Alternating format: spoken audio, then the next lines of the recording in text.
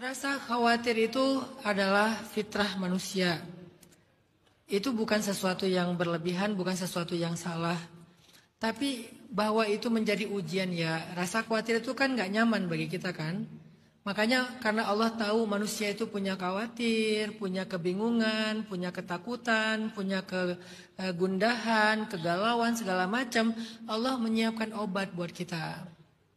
Jadi nggak apa-apa dengan khawatirnya, tapi harus tahu obatnya. Nggak apa-apa sakit kepala, tapi tahu obatnya. Nggak apa-apa ngantuk, tapi tahu gimana cara kalau kita ngantuk. Nggak apa-apa kita lapar, tapi kita tahu mau makan apa. Jadi nggak apa-apa dengan segala macam kekurangan dalam hidup, tapi kita tahu gimana menyelesaikannya. Begitu juga rasa khawatir.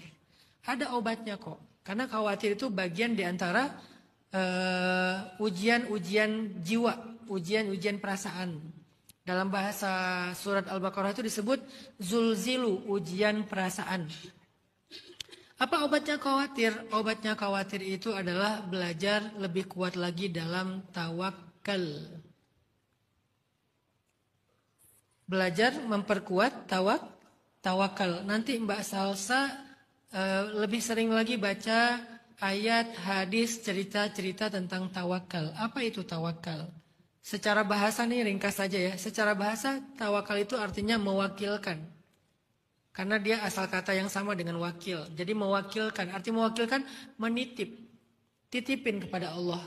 Titipin masa depan kita, urusan kita, keluarga kita, harta kita. Titip sama Allah. Terus nanti hadisnya apa? Kata Nabi, innallaha idzas tudi'a syai'an hafidhah. Allah itu kalau dititipin sesuatu pasti dijaga. Allah kalau titipin sesuatu pasti dijaga.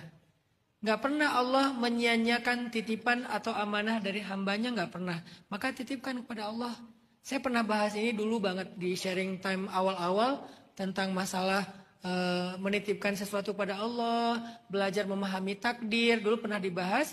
Ternyata penting belajar menitipkan urusan kita kepada Allah itu penting sekali.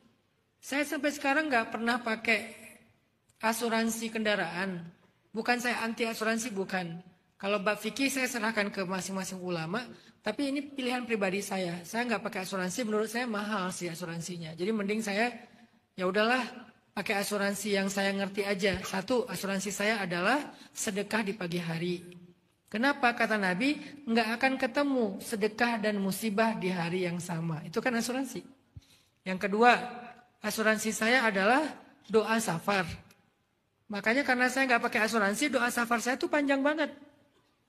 Bismillahirrahmanirrahim. La haula wala quwata illa billah. Bismillahilladzi la yadurru ma ismihi syai'un fil ardi wala fis samai wa huwas samiul alim. Subhanalladzi sakhkhara lana dan seterusnya. Bismillahirrahmanirrahim dan seterusnya. Astagfirullah 33 kali. Panjang kenapa? Karena saya nggak ada asuransi. Jangan sampai ada apa-apa di jalan, nggak sanggup bayar ya. Jadi asuransinya asuransi langit. Nah itu namanya menitipkan. Pengalaman saya menitipkan perjalanan saya kepada Allah, itu saya nggak pernah kecewa. Emang Ustaz nggak pernah kecelakaan? Pernah. Tapi kalau saya nggak nitipin, jangan-jangan kecelakaannya lebih merugikan lagi. Bahkan kecelakaan itu bukan merugikan, menguntungkan bagi saya. Kenapa?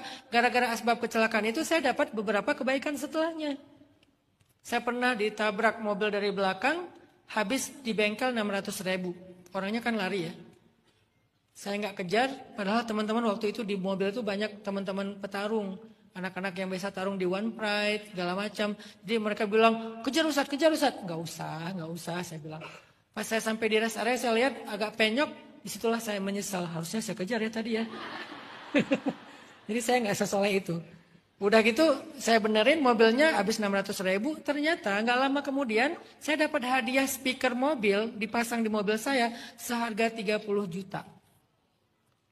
Itu gara-gara DP 600.000 dapat 30 juta. Jadi saya nggak perlu bayar 30 juta, cukup 600.000 dapat speaker 30 juta. Emang sebagus apa speaker 30 juta Ustaz? Kata yang ngasihnya, saya pengen Ustaz merasakan sensasi nonton konser dalam mobil. Wes langsung saya Tokyo Drift ya. No. Enggak, salawatan sih. Saleh banget ya.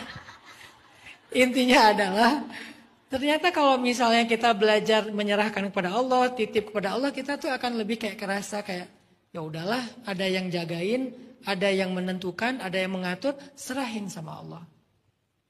Makin baik bertawakal kepada Allah, makin baik kita menitipkan sesuatu kepada Allah, insya Allah semakin kita ngerasakan tenang dalam menjalani hidup kita.